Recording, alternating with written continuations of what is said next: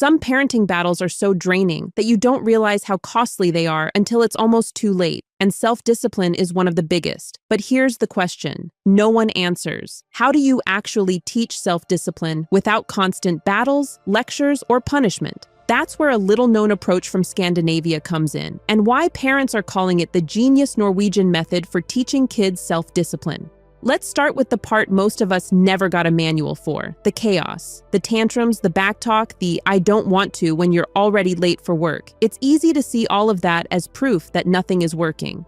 In Norway, there's a slightly different lens. Everyday meltdowns and power struggles are not just noise to shut down. They're the raw material kids use to practice self-control. When a preschooler pushes back on a rule, Norwegian parents don't immediately ask, "How do I crush this defiance?" The real question is, how can I help them feel what they feel and still come back to the boundary? That mindset shift is subtle, but it changes everything.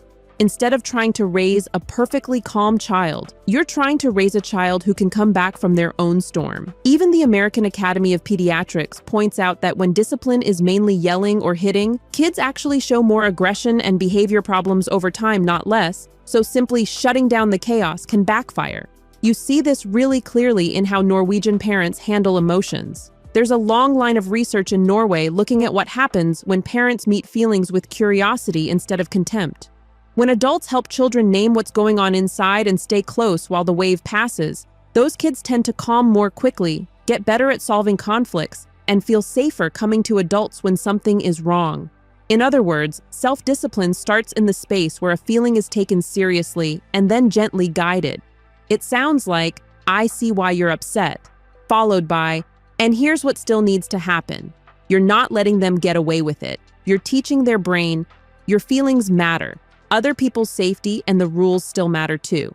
That doesn't mean Norwegian parents sit on the floor and talk everything to death. What they often do is pair empathy with a very steady line. A child throws themselves down because it's time to leave the playground. Instead of snapping, "Get up, don't be dramatic," a Norwegian parent might say, "You really wanted to stay. It's hard to stop when you're having fun."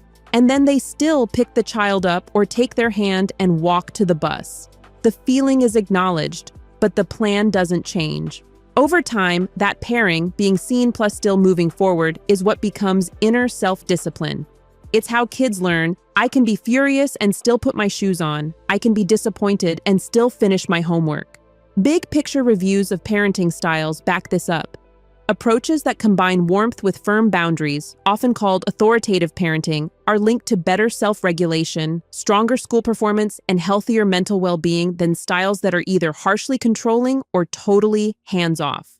You can hear that balance in the way Norwegian adults talk to kids, kind but not afraid to say, "No, this is what we're doing." There's also this very Norwegian phrase you'll hear again and again. Frihet under ansvar, freedom under responsibility. It shows up everywhere from school to sports to home life. The idea is simple. Children get real freedom, but that freedom is tied to them managing their own tasks. One Norwegian mom describes telling her kid on the first day of school, "I'm not going to check your homework every day. I'm going to trust you to do it. That's your job."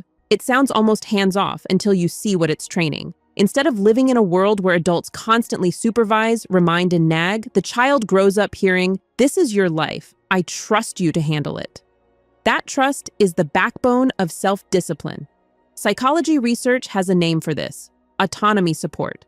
Studies find that when kids are given meaningful choices and real responsibilities rather than being micromanaged, they're more intrinsically motivated and more likely to stick with tasks when they get challenging. They're not just behaving to avoid punishment or chase a sticker chart, they're starting to act from the inside out. Of course, you don't jump straight from "I remind you to brush your teeth" to "I never check anything ever."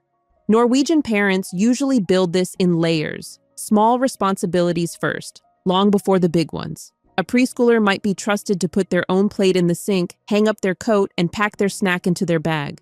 A slightly older child might be responsible for walking the short route to school with a friend or keeping track of their weekly planner. The key is that adults don't hover over every step. The rule sounds more like, "Here's what needs to happen. I'm right here if you get stuck. But I'm not doing it for you." Researchers often group those everyday skills under the umbrella of executive function, the brain's planning and organizing system. When children get chances to remember, prepare, and follow through on small tasks, those circuits get stronger, and the same skills later help them juggle homework, friendships, and bigger life decisions. That freedom shows up in physical space, too. One of the most famous parts of Norwegian childhood is how early kids start moving around on their own. Many children walk or cycle to school by themselves from a young age, play outside without constant adult supervision, and spend hours exploring nature. It's not because parents don't care, it's because there's a deep belief that kids become capable by actually doing things. Falling off a snowbank, figuring out how to get up again, negotiating with friends in the woods, all of that is practice for staying steady when life pushes back. You can hear it in the phrase adults call across playgrounds when a child trips, "Opp Igjin," up you get. The message isn't don't cry, it's I know you can get back up. And then there's nature itself, which is almost treated like a co-parent. The Norwegian concept of friluftsliv, or open-air living, is not just about fresh air and cute photos. It's the idea that being outdoors regularly toughens kids in a good way. They learn to handle discomfort, cold, rain, long hikes, steep hills in small, manageable doses. When you take your child out in all kinds of weather and still make it feel normal, you're teaching them that life doesn't pause for a little discomfort. A wet sock isn't a crisis. It's something you deal with and keep going. That same muscle shows up later when they have to finish a boring assignment, save money instead of spending it, or stick with a job they don't love yet. If you look at how the school system fits into this, the picture gets even clearer. Norway is known for sending children to kindergarten from an early age, often full-time, with over 90% of kids under 6 enrolled. It isn't just childcare, it's a training ground for responsibility in a group. Kids put on their own outdoor gear, help clean up, take turns, and are expected to contribute to the community. The adults are there, but they're not micromanaging every second. That you are part of this group, you have a role, feeling is another quiet engine behind self-discipline. You're not doing things just because a grown-up is staring at you. You're doing them because that's how we all make this work. At home, Norwegian families have also shifted away from the old idea of the strict father and quiet, unseen children. The modern model is much flatter. Parents and kids talk. Children are asked for their opinions. They're involved in everyday decisions way earlier than in some cultures. That can look a little wild from the outside. Kids answering back, negotiating screen time, arguing their case, but underneath, it's training something powerful. They're practicing how to think through choices, how to explain themselves, how to balance what I want with what's fair.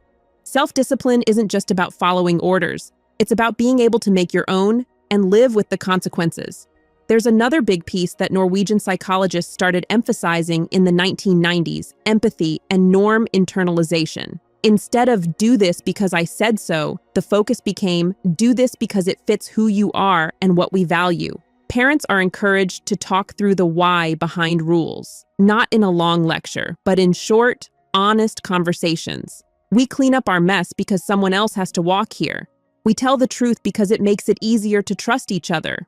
Those little explanations help kids take the rules inside. When discipline is rooted in empathy, children are less likely to behave just because an adult is watching, and more likely to act from their own compass. Of course, theory is one thing, real life is another. Modern Norwegian parenting also lives in something they literally call tidsklemma, the time squeeze. 2 full-time working parents, kindergarten or school, housework, endless organized activities, volunteer duties, and a phone constantly buzzing with messages from team chats and school apps.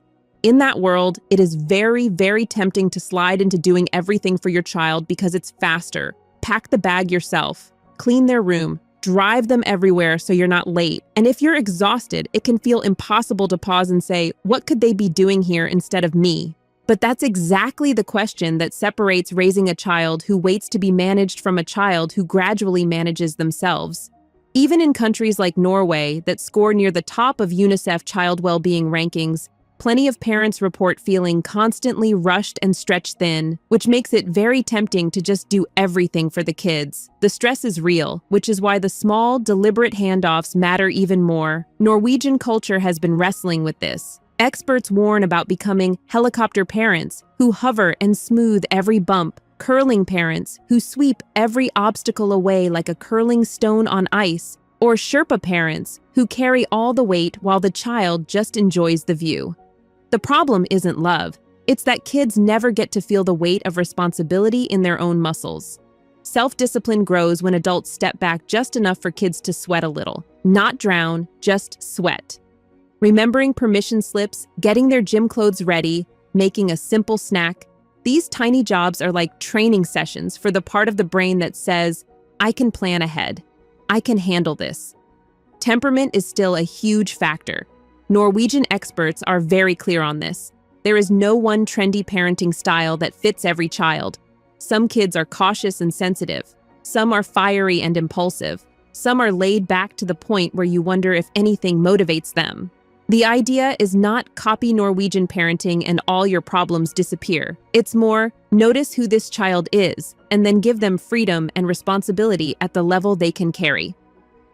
For a sensitive child, self-discipline might look like staying at the birthday party for 30 minutes instead of hiding in the bathroom. For a bold child, it might mean stopping before they push a joke too far with a friend. You're still using the same tools, empathy, clear limits, small freedoms, but calibrated to the human in front of you. Fathers also play a very visible role in this whole system. In Norway, dads are not just helping out. Many take long stretches of parental leave, do daycare drop-offs, cook, attend school meetings, and show up on the sidelines in the rain. Studies on Norwegian families have found that fathers' emotional responses to their children, whether they are supportive or dismissive, matter just as much as mothers.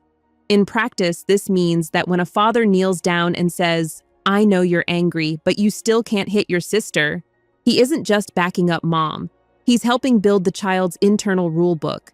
The message becomes, all the grown-ups I love expect me to handle big feelings without hurting people.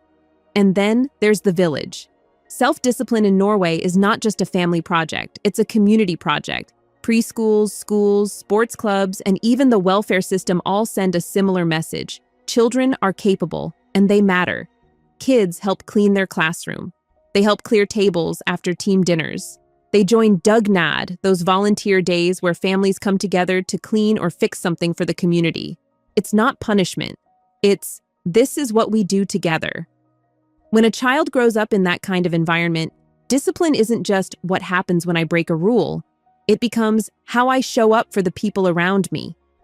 All of this is happening against the backdrop of a social system that frankly takes a lot of pressure off parents. Long paid parental leave, affordable kindergartens, universal health care, job protections, those things don't magically create perfect families, but they do create adults who are slightly less desperate and burnt out. And when you're not constantly in survival mode, it's easier to be patient, to listen, to stick with a boundary, even when it would be faster to give in. Norwegian parenting may look relaxed from the outside, but underneath, it's supported by a structure that makes emotional consistency more realistic. So where does that leave you if you don't live in Norway, don't have a forest in your backyard, and definitely don't have a year of paid leave? It actually leaves you with a very doable toolkit. You can still treat those hard moments as feedback instead of a verdict on your parenting. You can keep your words short and concrete when you name a feeling before you correct behavior. You can build tiny rituals of responsibility, like your child topping up the pet's water bowl every evening, watering a plant before bed, or turning off the lights as you leave each room. You can give them slices of freedom that match their age instead of waiting for the perfect moment when life is less busy. You can also gently check your own habits. Where are you accidentally becoming the Sherpa, carrying everything because it's easier? Where could you hand back a piece, not as a punishment, but as a vote of confidence? I trust you with this. If you grew up in a very strict home, this might feel radical. If you grew up with no structure at all, it might feel terrifying. That's okay. You're not trying to reinvent yourself overnight. You're just adding more moments where the message is, this is your life. I'm here, but you're capable. And finally, you can align your own little village. Talk to grandparents, babysitters, teachers, coaches. You don't need everyone to follow a script, but you do want the basic story to match. We name feelings, we hold limits. We don't do everything for the child, and we believe they can handle manageable challenges. Self-discipline grows fastest when kids see the same pattern in more than one place. Home says it, school echoes it, the soccer coach backs it up. It stops being my mom's weird rule and starts being, this is just how life works. You're also allowed to be human in this. Norwegian parents aren't perfect, and neither are you.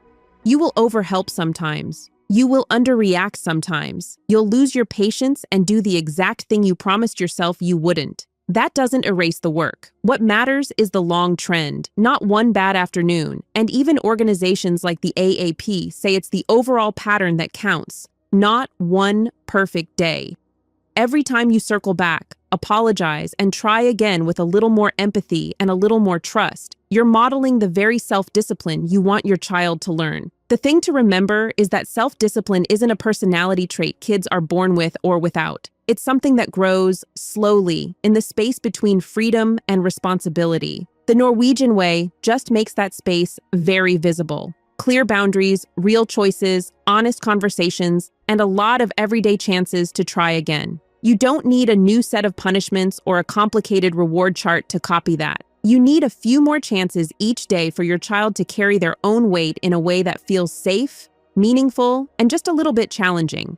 So here's your one small homework question for tonight. Where in your child's day can you add one tiny piece of freedom under responsibility? One task you stop doing for them. One feeling you name before you move on. One moment where you hold the line kindly instead of giving in or blowing up. Tell us in the comments which Norwegian-inspired idea surprised you most, and if this shifted how you see your child's laziness or resistance even a little. Share it with another parent who deserves real tools more than another "just be stricter" comment.